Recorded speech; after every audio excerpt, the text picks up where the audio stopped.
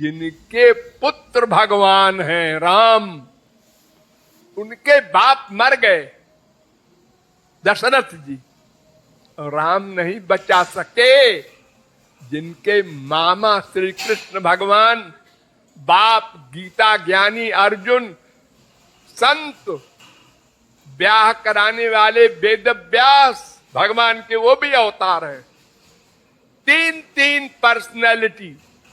अभिमन्यु मारा गया, उसकी 16 वर्ष की स्त्री विधवा हो गई, कोई नहीं बचा सका। और आप लोग जाते हैं मंदिरों में, ए वैष्णो देवी, ये तिरुपति मंदिर, ये यहाँ की दुर्गा जी, यहाँ के हनुमान जी, ये हमारी इच्छा पूर्ति कर देंगे, हमारे मरते हुए पुत्र को जिंदा कर देंगे, हमारा ये काम कर देंगे। प्रारब्ध भोगना पड़ेगा सबको। भगवत प्राप्त संत को भी भोगना पड़ता है, औरों की क्या हैसियत है।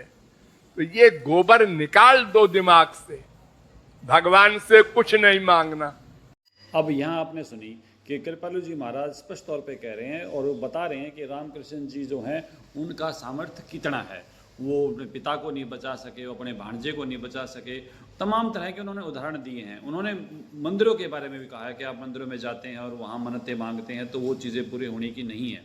अब आप ये देखें कि ये सब चीज़ें एक भगवाधारी जो है वो अगर कह देते हैं तो किसी की धार्मिक भावना नहीं भड़कती, सब ध्यान से सुनते हैं, विचार करते हैं।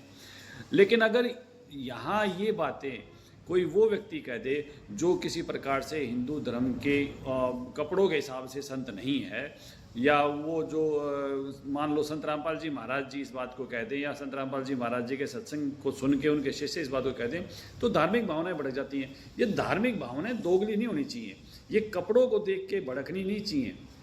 अब आप ये देखें, धीरेन्द्र शास्त्री ने राम जी के 5 बाप बता दिए। अब धीरेन्द्र शास्त्री राम जी के 5 बाप बता दिया। किसी एक बात और यहाँ विद्वानों को कहेंगे, राम जी के 5 बाप थे। क्या बोला तूने? 5 कितने?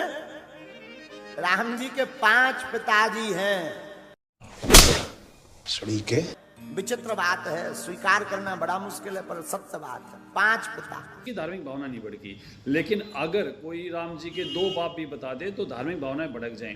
5 बाप कहना भी उतना ही गलत है जितना गलत 2 बाप कहना है। मैं ये बिल्कुल नहीं कहना चाहता कि राम जी दशरथ के बेटे थे और वो आदरणीय थे। अब इसी प्रकार संत रामपाल जी महाराज इन भगवानों की शक्तियाँ बताते हैं कि 3 लोग के ये जो हैं ये अधिकारी हैं, 3 लोग के धनी हैं ये।